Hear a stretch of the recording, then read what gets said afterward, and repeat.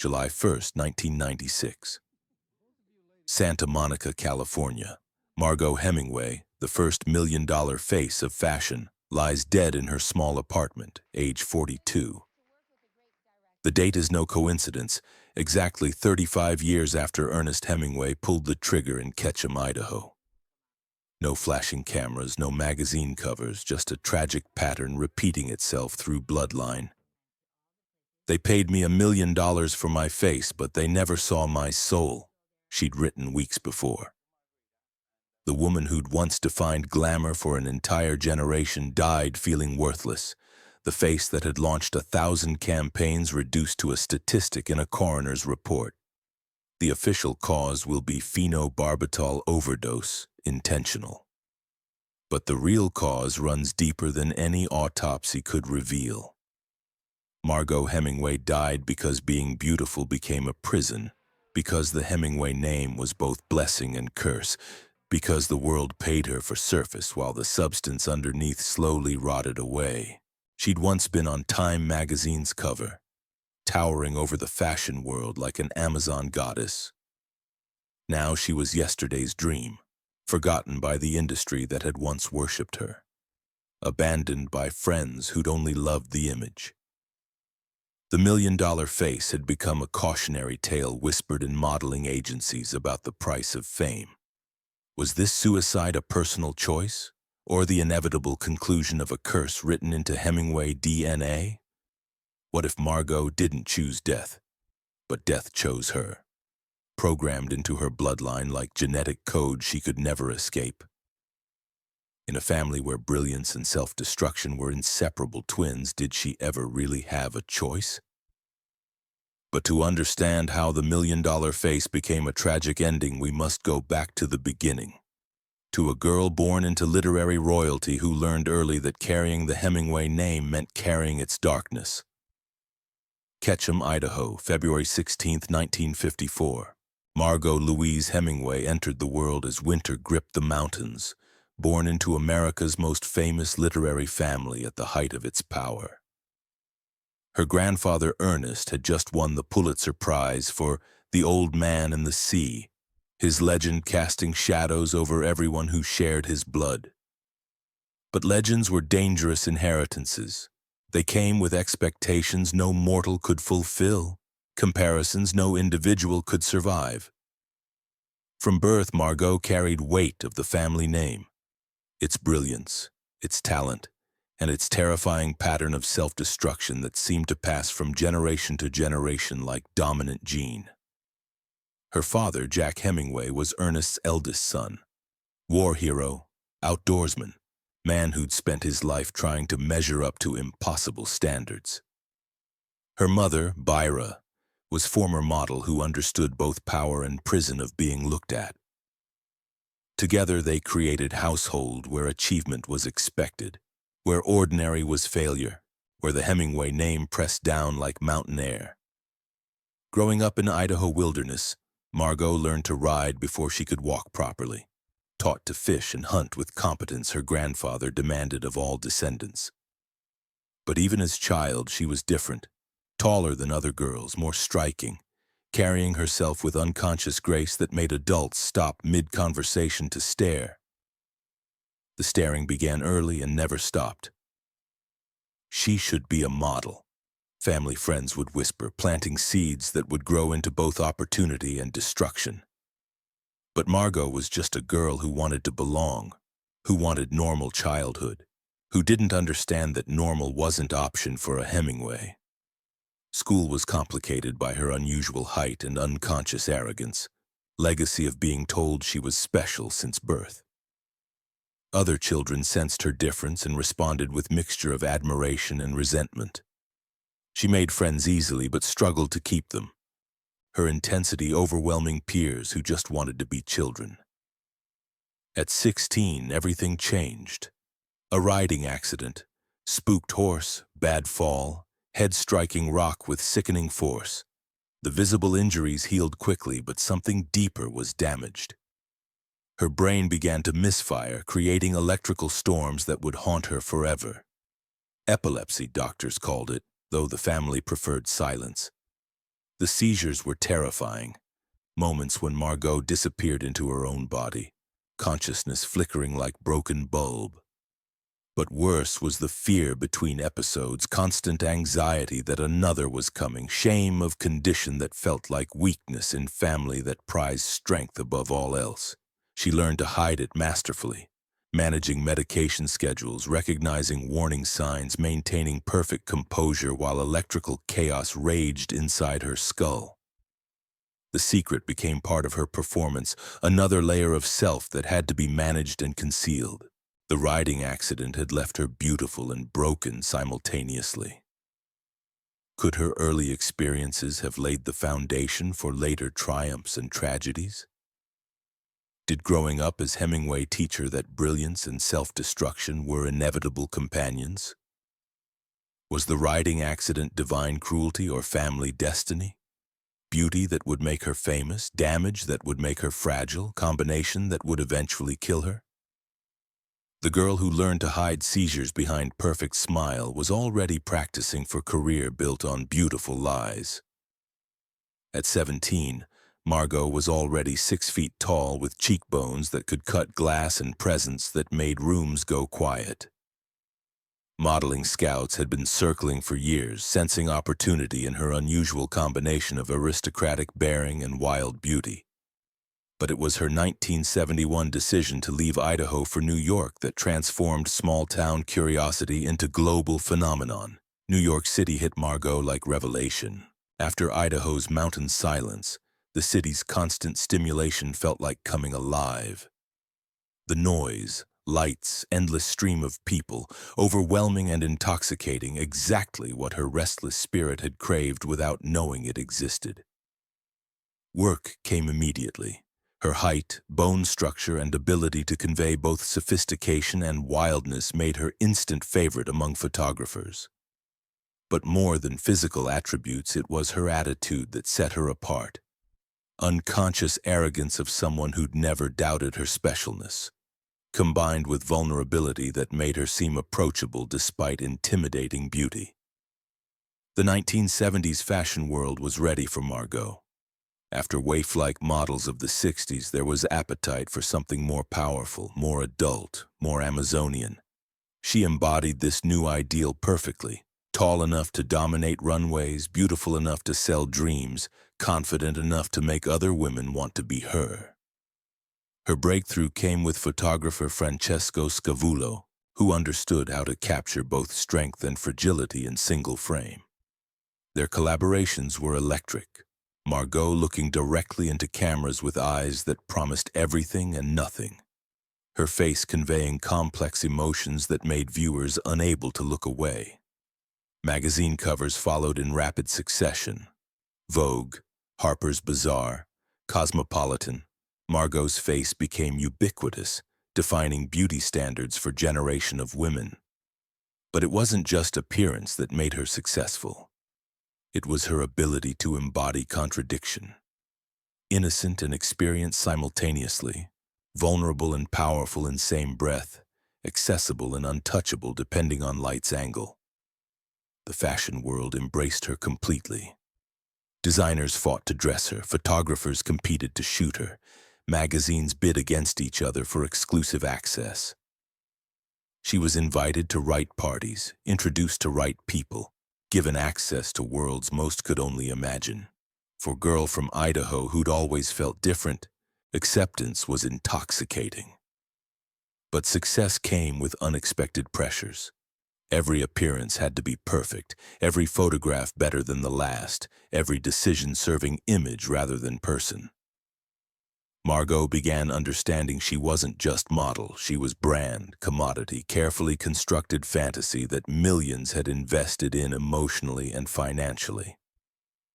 The seizures continued, hidden from everyone except closest confidants. She learned to schedule shoots around medication times, recognize warning signs, maintain perfect composure while electrical storms brewed inside her brain. The secret became another performance layer, another aspect requiring management and concealment. During this period, she also navigated complicated reality of being compared to younger sister Marielle, who was also pursuing modeling and acting. Where Margaux embodied sophisticated glamour, Marielle represented wholesome American beauty. Media loved pitting them against each other, creating sibling rivalry narrative that would haunt both women. The late 1970s brought both triumph and the beginning of comparison that would torment Margaux forever. While she was conquering fashion, Marielle was being cast in Woody Allen's Manhattan, leading to Oscar nomination that would establish her as serious actress rather than just pretty face. The distinction was devastating. Margaux was famous for appearance, Marielle for talent. Behind early success, cracks were already showing. The sensitivity that made her compelling also made ordinary life extraordinarily difficult. She began using alcohol to dull anxiety's sharp edges, creating buffer between exposed nerves and fashion world's harsh realities. What started as social drinking was becoming necessary medication. Was the success they achieved truly worth all the pain they endured? When Margaux conquered New York's fashion scene, did she understand she was trading authenticity for acceptance? Could she have imagined that achieving her dreams would feel like losing herself? That being worth millions would eventually make her feel worthless? 1975 arrived like coronation. At 21, Margaux Hemingway was about to make history, the first model ever to command $1 million for her face. The Fabergé Cosmetics deal was unprecedented, revolutionary, defining what it meant to be supermodel before the term existed. The contract signing was media circus. Photographers battled for position as Margaux signed papers making her officially the $1 million face. The moment was captured from every angle, her smile radiant, posture perfect, eyes bright with confidence of someone just told she was worth more than most could imagine. Time magazine put her on their cover with the headline that would define her forever. The $1 million face. The photograph was iconic. Margaux looking directly into camera with aristocratic bearing, blonde hair catching light, gaze conveying both accessibility and mystery. She looked like American royalty, embodiment of every advertising executive's dream. The Fabergé campaign revolutionized celebrity endorsements. Instead of simply selling cosmetics, they were selling Margaux herself. Her lifestyle, sophistication, implied promise that using their products could transform ordinary women into extraordinary ones. Television commercials featured her in exotic locations. Print ads showcased glamorous situations. Everywhere the message was clear. Margaux didn't just wear Fabergé, she was Fabergé. But the $1 million contract came with $1 million pressure. Every appearance had to justify the investment. Every photograph maintained the fantasy. Every public moment served the brand. Margaux discovered that being worth $1 million meant belonging to those dollars, never being off duty, never allowed to be less than perfect. The success was intoxicating but isolating. She was surrounded by people whose jobs were making her look perfect, but none who cared about the person underneath. The gap between public image and private reality began widening into a chasm that would eventually consume her. Her epilepsy became more difficult to manage under constant stress. Episodes were more frequent, medication less effective, fear of discovery adding another layer of anxiety to already unsustainable situation. She lived in terror that someone would learn her secret and use it to destroy everything she'd built. Personal relationships suffered under fame's weight. Men were attracted to image rather than person, drawn to status of dating $1 million face rather than interest in Margaux herself. Women were intimidated or envious, unable to see past glamour to lonely person underneath. She was admired by millions but understood by almost no one. The comparison with Marielle became more painful as her sister's acting career flourished. While Margaux was selling cosmetics, Marielle was being recognized as a serious artist. While Margaux was famous for looks, Marielle was praised for talent. Media loved contrasting them. Margaux, the glamorous supermodel, Marielle, the gifted actress, cutting deep into Margaux's already fragile self-worth. Fashion shoots became increasingly elaborate as photographers tried to justify her million-dollar fee.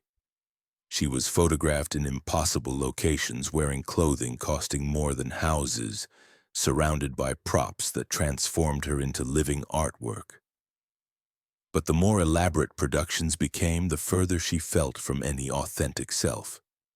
The Hemingway name became burden as much as asset. Journalists invariably brought up her grandfather, comparing her success to his, wondering if she'd inherited talent along with name. But how do you measure talent of being beautiful? How compare craft of modeling to art of writing? Questions felt like accusations that her success was somehow less valid. Alcohol became increasingly important coping mechanism. Not enough to affect work, she was too professional, but enough to dull sharp edges of anxiety and loneliness accompanying success. She would drink alone in hotel rooms after shoots, trying to reconnect with authentic version of herself that seemed to disappear more completely each day. The realization was dawning that her worth was entirely external. She was valued for appearance, not essence. Her thoughts, feelings, experiences, none mattered as long as her face could sell products. She was becoming pure surface, beautiful shell with decreasing awareness of what, if anything, remained inside. Every time I look in the mirror, I see $1 million and zero worth, she confided to a friend during this period. The statement captured fundamental tragedy. She'd achieved unprecedented financial success based on appearance, but that success convinced her that appearance was her only value, and appearance would inevitably fade. Behind all that glamour was their already unbearable loneliness nobody saw. When Margaux stood on sets surrounded by crews whose job was making her look perfect, did she feel seen or more invisible than ever? The $1 million face was launching her into stratosphere of fame. It was also beginning process that would eventually destroy her.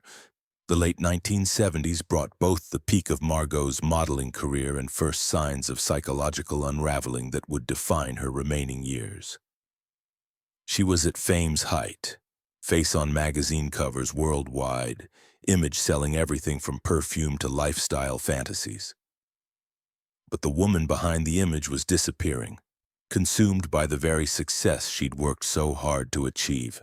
Photo shoots became surreal theater, fashion photographers competing to create images worthy of $1 million face, constructed elaborate scenarios transforming Margaux into living art.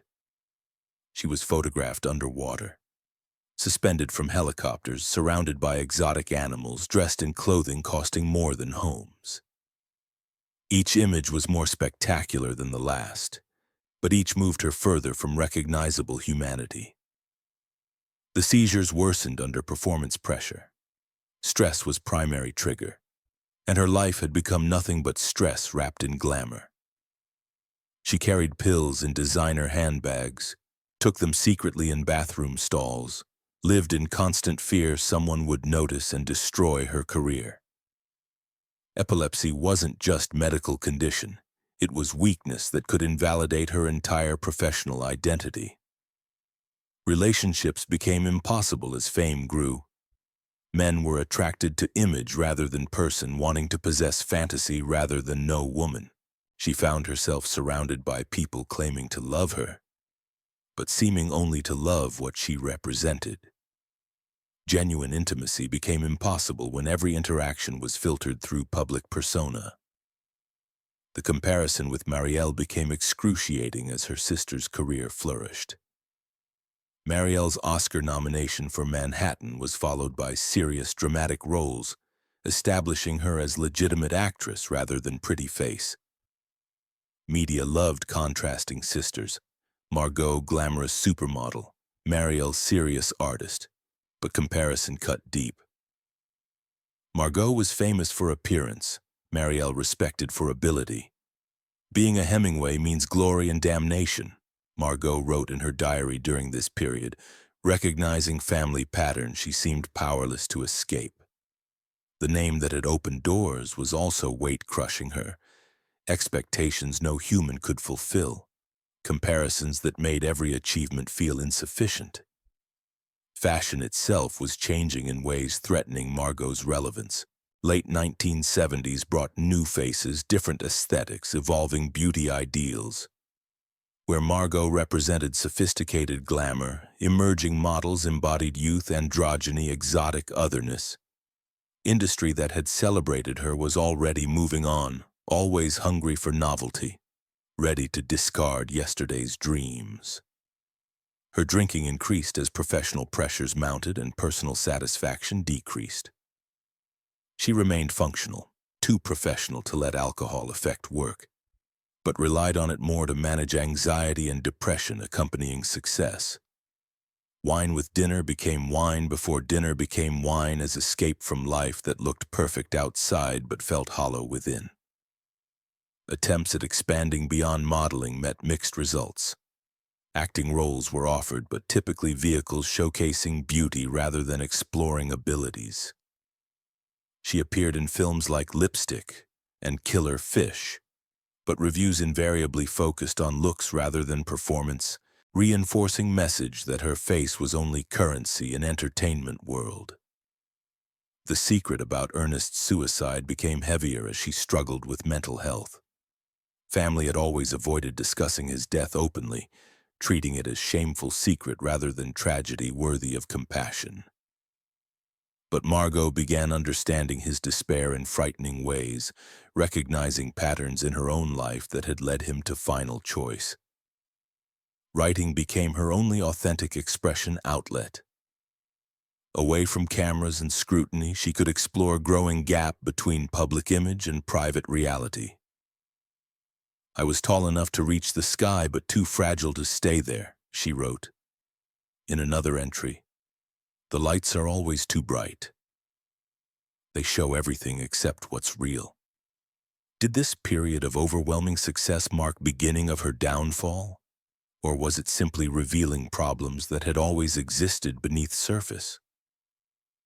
Was fame the cause of increasing struggles, or just context where underlying vulnerabilities became impossible to ignore? The million-dollar face was making her wealthy and famous. It was also making her invisible, trapped behind image she could never escape. The 1980s arrived with Margaux still at the height of her beauty, but increasingly aware that her career was approaching its inevitable decline. The modeling industry, always hungry for fresh faces, was beginning to look past her toward newer, younger versions of perfection. At 26, she was still stunning, still capable of commanding significant fees, but the anxiety of impending irrelevance haunted every shoot. Fashion had moved on from the sophisticated glamour that Margaux embodied. The new decade brought different ideals: more athletic bodies, more androgynous faces, more experimental aesthetics that challenged traditional notions of beauty. Where Margaux represented polished perfection, emerging models offered edge, attitude, and youth that made her seem suddenly old-fashioned. The seizures were becoming more frequent and more difficult to hide. Stress was the primary trigger, and her life had become an endless series of stressful situations. Maintaining her appearance, managing her career, dealing with the psychological pressure of being a commodity whose value was declining. Her attempts to transition into acting met with limited success and harsh criticism. Hollywood was interested in her fame rather than her talent, offering roles that capitalized on her beauty rather than explored her abilities. Critics dismissed her performances as pretty faces wasted on shallow material, confirming her growing fear that she had no value beyond her physical appearance. "They paid me $1 million for my face, but they never saw my soul," she wrote in her diary during this period. The observation was both accurate and tragic. Her entire career had been built on surface appearance, and now that surface was beginning to show signs of age and wear. She was discovering that no one had ever been interested in what lay underneath. Her relationship with alcohol deepened as her professional satisfaction decreased. What had begun as social drinking evolved into dependency, though she was careful to maintain her professional obligations. She drank alone in hotel rooms after shoots, trying to numb the growing realization that her career was finite and her worth as a human being had become entirely tied to that career. The comparison with Marielle became more excruciating as her sister's reputation as serious actress solidified, while Margaux struggled to find roles that utilized more than her looks. Marielle was being recognized for her craft, earning respect that transcended physical beauty. The media continued to contrast the sisters, but now the narrative had shifted. Marielle was the talented one, Margaux the pretty one whose moment had passed. Financial pressures began to mount despite her previous earning power. The lifestyle that fame had required, expensive apartments, designer clothing, constant grooming and maintenance, had consumed much of her income. As bookings became less frequent and less lucrative, she found herself spending more than she earned. The fashion world's casual cruelty became more apparent as her star power waned. People who had once competed for her attention now barely acknowledged her presence. Photographers who had once begged to shoot her were suddenly too busy for her calls. The same industry that had celebrated her was now treating her as yesterday's news. She began to understand her grandfather's struggles in ways that terrified her. The pressure to maintain public image while dealing with private pain, the sense of being trapped by expectations that were impossible to fulfill, the growing awareness that the thing that made you famous was also the thing that was destroying you. These parallels to Ernest's life were not coincidental but genetic. Her writing, confined to private journals, became her only authentic outlet. "I used to think beauty was a gift," she wrote in one entry. "Now I know it's a loan that comes due with interest." In another, "The Hemingways don't die, they implode." The words were prophetic, capturing both the family pattern of self-destruction and her own growing awareness that she was following in footsteps she couldn't escape. The realization that her worth had been entirely external created existential crisis that no amount of past success could alleviate. If she was only valuable for her appearance and that appearance was fading, what did that make her? If her identity was entirely built on being looked at, what happened when people stopped looking? Did this tragic period mark her downfall? Or was it simply the inevitable consequence of a career built on physical attributes that time would necessarily diminish? The girl who had once been told she was special was learning that special was temporary, that beauty was currency with expiration date, and that the world's love was as conditional as it was intoxicating. The 1990s found Margaux in a strange limbo, still recognized, still beautiful, but no longer relevant in ways that mattered professionally or personally. At 36, she retained much of her physical appeal, but the fashion world had moved so far beyond her aesthetic that she seemed like artifact from another era. Work became sporadic and often demeaning. Where she had once commanded enormous fees for major campaigns, she now found herself accepting smaller jobs for regional brands or foreign markets where her fame still carried weight. Each booking felt like charity rather than recognition of her value. Her living situation reflected her diminished circumstances.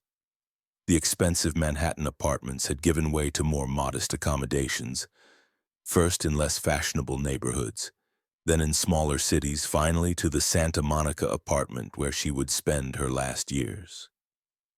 Each move felt like retreat.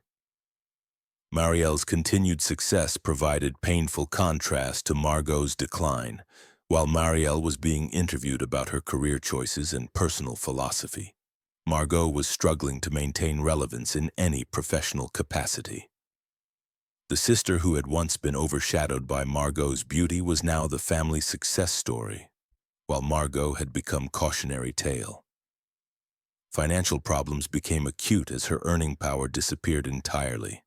The lifestyle that fame had required had consumed most of her income during peak years.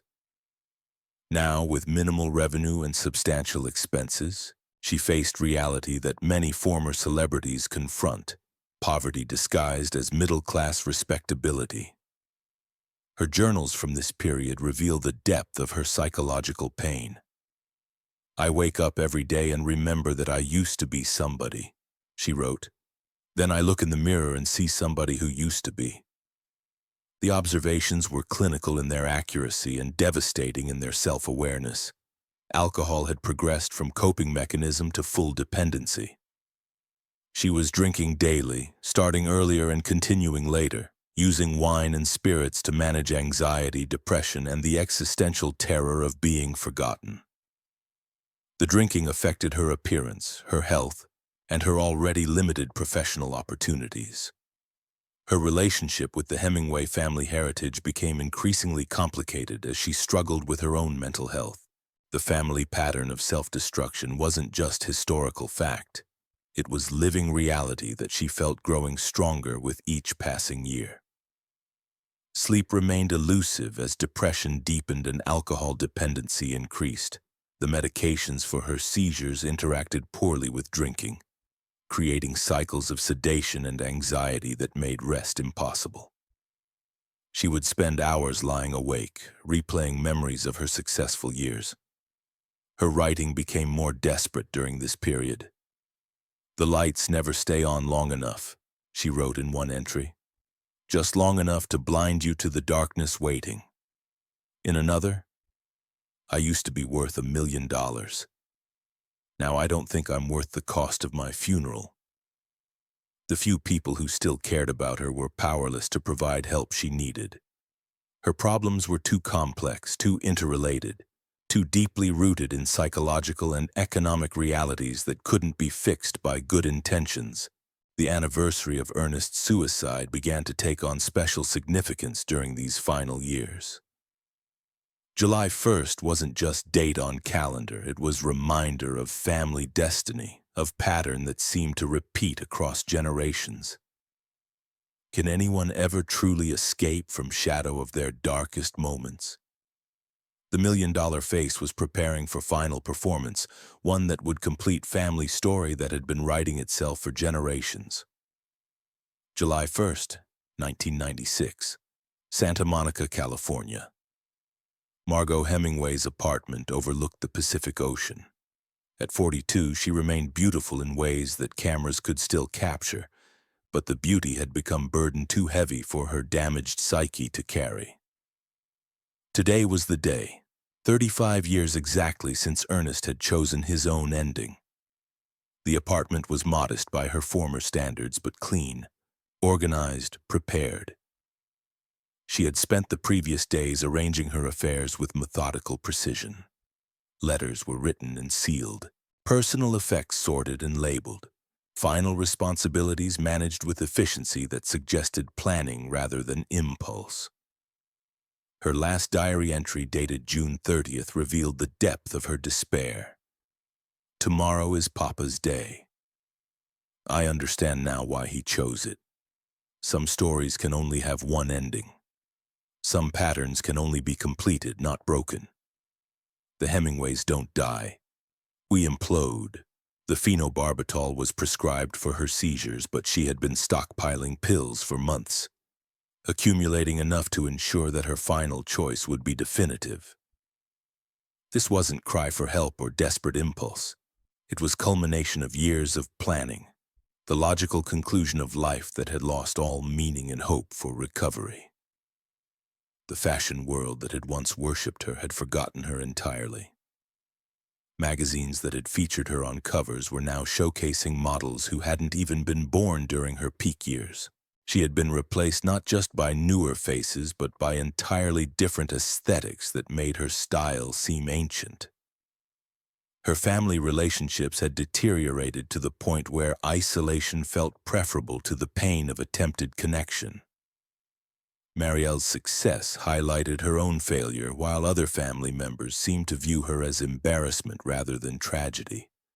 The isolation was perhaps worst aspect of her situation. She had no close friends, no romantic relationships, no professional connections that might provide support or purpose.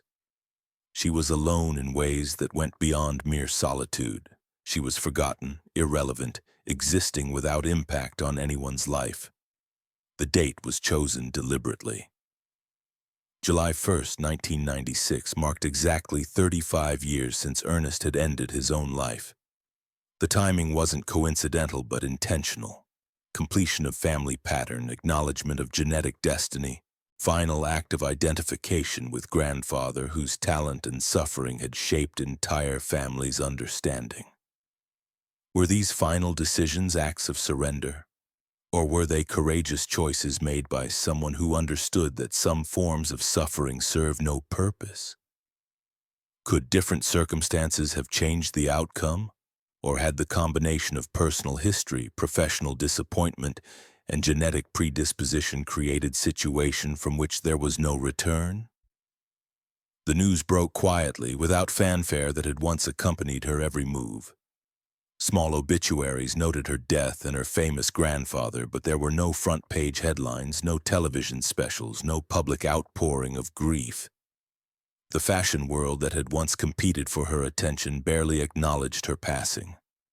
The irony was devastating. Woman who had been photographed by world's greatest photographers, who had appeared on covers of major magazines, who had defined beauty for entire generation, died alone and forgotten, her death barely registering in media that had once chronicled her every appearance. Was her death as straightforward as reported, or were there deeper forces at work? The medical evidence was clear: phenobarbital overdose, intentional, fatal. But the real causes were more complex. Industry that consumed youth and beauty without regard for human cost, family patterns that equated creativity with self-destruction, society that valued women primarily for physical attributes that inevitably faded with time. Margaux's suicide wasn't just personal tragedy, but symptom of systemic problems that affected entire industries built on exploitation of youth and beauty. The fashion world's casual disposal of aging models, entertainment industry's reduction of women to physical attributes, cultural obsession with appearance over substance. These factors created conditions that made tragedies like hers not just possible but probable. The discovery of her extensive journal provided insight into psychological state that had led to her final choice. The writing revealed someone who was articulate, self-aware, and deeply depressed, who understood her situation with clinical precision but felt powerless to change circumstances that had become unbearable. Her relationship with beauty had become toxic by the end of her life. What had once been source of opportunity and power had become reminder of loss and limitation. She could no longer exist in public spaces without confronting gap between who she had been and who she had become. Margaux Hemingway's legacy remains complicated decades after her death. She had been pioneer in many ways: first model to achieve million-dollar status, early example of celebrity endorsement deals, predecessor to modern concept of supermodel. But her innovations were overshadowed by her tragic ending. Her story became cautionary tale about price of fame, example of how external success could mask internal suffering, reminder that beauty and achievement were no protection against depression and despair. When we remember Margaux Hemingway today, what should we see? The million-dollar face who revolutionized modeling industry? The tragic figure who completed family pattern of self-destruction? The victim of systematic exploitation by industries that consumed youth and beauty without regard for human cost? Perhaps all of these, but most importantly, we should see her as human being whose life mattered beyond her utility to others. "They paid me $1 million for my face, but they never saw my soul," she'd written in those final weeks. The observation was both accurate and devastating. Entire career built on surface, and when that surface began showing age, she discovered no one had ever been interested in what lay underneath. Margaux Hemingway didn't just die from phenobarbital overdose. She died because world only looked at her face but never saw her soul. She died because being beautiful became prison she could never escape. She died because family curse that confused brilliance with self-destruction finally claimed another victim. In family where talent and tragedy were inseparable twins, where genius and self-destruction seemed genetically linked, did Margaux ever really have choice? Or was her ending written in bloodline long before she took first breath? The million-dollar face became million-dollar tragedy. Cautionary tale about what happens when society reduces human beings to their most marketable attributes, when beauty becomes commodity, when worth is measured in external validation that inevitably fades. She was tall enough to reach the sky, but too fragile to stay there. The fall was long and painful, witnessed by millions who had loved the image but never known the woman. Her story remains warning, challenge, and heartbreaking reminder that behind every perfect image is imperfect human being deserving of recognition, that their value extends far beyond what any camera could ever capture.